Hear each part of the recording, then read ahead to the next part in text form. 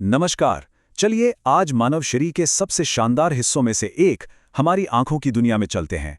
सोचिए, ये एक ऐसा बायोलॉजिकल कैमरा है जो हमें अपने चारों ओर की दुनिया दिखाता है।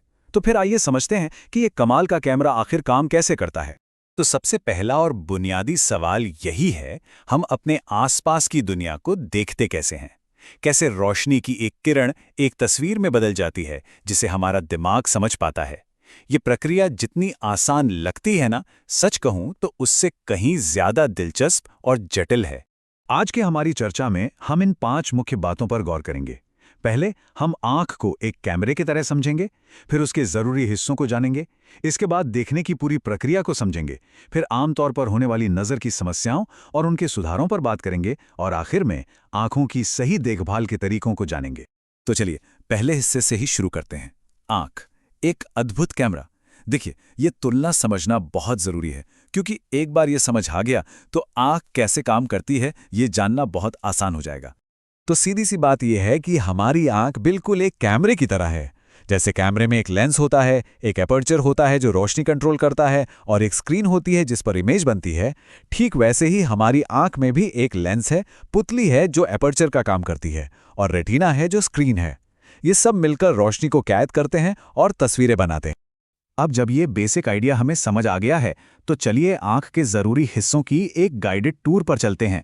ये हमारी दुनिया की खिड़कियां हैं, और इनके हर एक हिस्से का अपना एक खास काम है। अच्छा, तो सबसे पहले रोशनी किस चीज से टकराती है?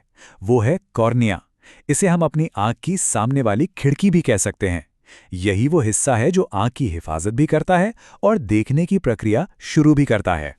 कॉर्निया, जैसा कि हम देख सकते हैं, एक पारदर्शी गुंबद जैसी बाहरी परत है। रोशनी सबसे पहले इसी के पार जाती है, और इसका एक बहुत जरूरी काम है, रोशनी को थोड़ा मोड़ना, जिसे हम रिफ्रैक्ट करना कहते हैं, ताकि तस्वीर एकदम सही जगह पर फोकस हो सके। कॉर्निया के ठीक पीछे होते हैं आइरिस और पुतली। आप इन दोनों को आंख का एपर्चर सिस्टम मान सकते हैं। मतलब इनका काम ये कंट्रोल करना है कि आंख के अंदर कितनी रोशनी जानी चाहिए। अब ये वाला हिस्सा तो वाकई कमाल का है। हमारी पुतली रोशनी के हिसाब से अपना साइज बदलती है। जब हम तेज धूप में होते हैं तो ये सिकुड़कर छोटी हो जाती है ताकि कम रोशनी अंदर जाए, और जब अंधेरे में होते हैं तो ये फैल जाती है ताकि ज्यादा से ज्यादा रोशनी मिल सके। ये सब कुछ अपने आप होता है। और हाँ, हमारी आंखों का जो रंगीन हिस्सा होता है ना, जिसे आइरिस कहते हैं, वही इस पुतली के साइज को कंट्रोल करता है। अगला हीरो है लेंस। ये हमारी आंख का जबरदस्त ऑटो फोकस सिस्टम है। इसी के वजह से हम पास और दूर की चीजों को एकदम साफ साफ देख पाते हैं। ये लेंस एक पारदर्शी और उत्तल यानी कि कॉन्वेक्स बनावट का होता है। इसके साथ जुड़ी होती हैं सिलियरी मांसपेशियां जो इसका आकार बदलती हैं। जब हम पास की कोई चीज देखते हैं तो ये मांसपेशियां सिकुड़ती हैं और लेंस मोटा हो जाता है, और जब हम दूर देखते हैं तो वो ढीली पड़ जाती हैं और लेंस पतला हो जाता है। फोकस एडजस्ट करने की इसी प्रक्रिया को अकोमोडेशन कहते हैं। चलिए अब आंख के पिछले हिस्से में चलते हैं, जहां हमारी स्क्रीन लगी है, यानी रेटिना। लेंस से फोकस होने के बाद तस्वीर यहीं पर बनती है, ठीक वैसे ही जैसे प्रोजेक्टर की लाइट पर्दे पर एक तस्वीर बनाती है। रेटिना में 2 तरह की खास कोशिकाएं होती हैं, रॉड्स और कोन्स। रॉड्स को हम रात के सुपर हीरो कह सकते हैं, जो कम रोशनी में देखने में मदद करते हैं, और कोन्स दिन की रोशनी में काम करते हैं और हमें दुनिया के सारे खूबसूरत रंग दिखाते हैं। तो अब जब हमने सारे पार्ट्स को अलग अलग समझ लिया है, तो आइए इन सबको एक साथ जोड़कर देखते हैं। मतलब रोशनी की किरण से लेकर दिमाग में बनने वाली फाइनल तस्वीर तक का पूरा सफर कैसा होता है। तो देखिए, पूरी कहानी कुछ यूं है।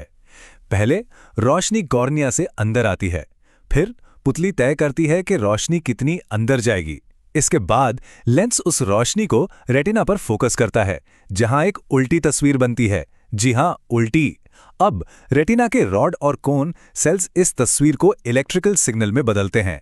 ऑप्टिक नर्व इन सिग्नल्स को बिजली की रफ्तार से दिमाग तक पहुंचाती है, और आखिर में हमारा दिमाग इन सिग्नल्स को डिकोड करता है, उस उल्टी तस्वीर को सीधा करता है और हमें बताता है कि हम क्या देख रहे हैं। और ये सब पलक झपकते ही हो जाता है। कमाल है ना? लेकिन जैसा कि हर मशीनरी के साथ होता है, कभी-कभी ये परफेक्ट सिस्टम भी थोड़ा गड़बड़ा जाता है। तो इस हिस्से में हम नज़र की कुछ आम समस्याओं और उन्हें ठीक करने के तरीकों पर एक नज़र डालेंगे। चलिए इन आम समस्याओं को फटाफट समझ लेते हैं। पहला है मायोपिया, जिसमें दूर की चीजें धुंधली दिखती हैं। इसे कॉनकेव लेंस से ठीक किया जाता है। दूसरा है हाइपरोपिया, जिसमें पास की चीजें साफ नहीं दिखती। इसके लिए कॉन्वेक्स लेंस लगता है।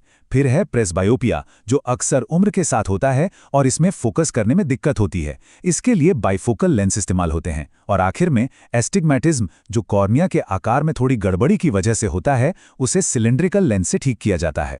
अच्छा, एक और स्थिति होती है जिसे कलर ब्लाइंडनेस या वर्णांधता कहते हैं। ये असल में रेटिना में जो कोन सेल्स होते हैं ना, उनकी कमी की वजह से होता है, और इसकी वजह से अक्सर लाल और हरे रंग में फर्क करना मुश्किल हो जाता है। तो अब जब हम अपनी आंखों के काम करने के तरीके और उनकी समस्याओं को समझ चुके हैं, तो सबसे जरूरी सवाल पर आते हैं, अपनी आंखों का ख्याल कैसे रखें। इसे अपनी नज़र को बनाए रखने के लिए एक यूज़र मैनुअल की तरह ही समझिए। अच्छी नज़र के लिए कुछ आसान सी आदतें अपना सकते हैं, जैसे तेज धूप में सनग्लासेस पहनना, रेगुलर आई चेकअप कराना, स्क्रीन से एक सही दूरी बना के रखना, विटामिन ए से भरपूर खाना जैसे गाजर और पालक खाना, और हाँ, अपनी आंखों को बार बार रगड़ने से बचना। ये छोटे छोटे कदम वाकई बहुत बड़ा फर्क ला सकते हैं। और आखिर में बस ये एक बात, मानव नेत्र एक बहुत ही जटिल और संवेदनशील अंग है। जीवन भर इसकी सही देखभाल बहुत जरूरी है। ये बात हमें याद दिलाती है कि दुनिया को देखने की ये क्षमता कितनी कीमती है, और ये सोचने पर भी मजबूर करती है कि अगर हमारा दिमाग ही हर तस्वीर को फाइनल टच देता है, तो जो हम देखते हैं वो कितनी हकीकत है और कितना हमारे दिमाग की अपनी रचना।